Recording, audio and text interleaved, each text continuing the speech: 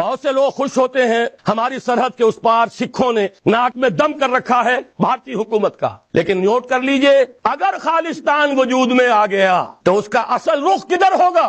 خون دینے کی وہ عادی ہو گئی ہے قوم. اس پورے عرصے میں زیادہ تر سکھ مرے ہیں اور سکھوں ہی نے سکھوں کو مارا ہے، لیکن اگر کہیں ان کا ملک بن گیا تو ان کے رخ کدھر ہوں گے؟ ان کا ہیرو رنجیت سنگھ کہاں دفن ہے؟ ان کا پنجا صاحب کہاں ہے؟ یہ ہری پور کیا ہے؟ ہری سنگھ نلوا کا یہ آباد کردہ شہر. مانسیرا کیا ہے؟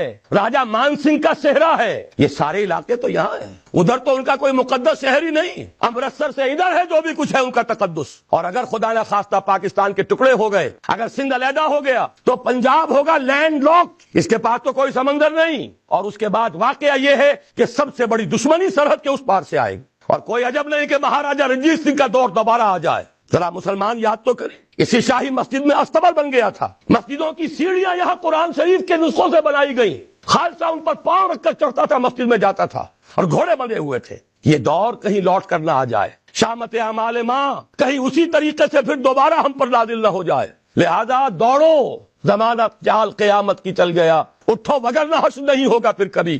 اگر ہم نے یہاں پہ نظام خلافت کو نافذ نہ کیا اور یہ سود اور اس کے ساتھ جو جنگ ہم کر رہے ہیں اللہ کے اور رسول کے ساتھ اگر ختم نہ کی تو کوئی عذاب نہیں کہ اللہ کے عذاب کا وہ کوڑا برس جائے. چھٹی چیز بڑی اہم ہے، لیکن ذرا سا اس میں ایک علمی مسئلہ ہے.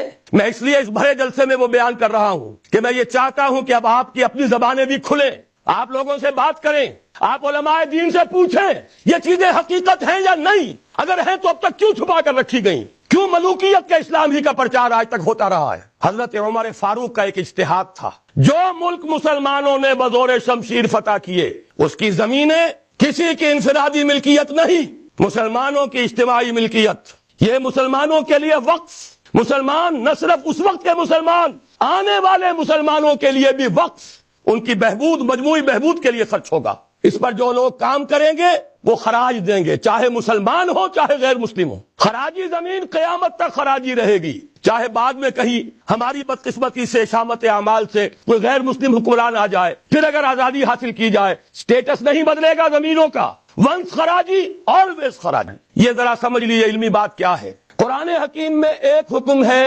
انفال کا، مال غنیمت کا، یہ سورہ انفال میں ہے، 10ویں پارے کی پہلی آیت ہے. اور دوسرا حکم ہے اموال فے کا، یہ سورہ حشر میں ہے.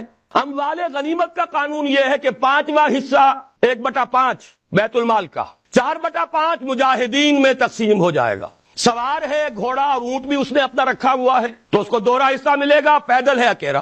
اموال فے کیا ہے؟ کل کے کل بیت المال کے، کسی کا کوئی حصہ نہیں.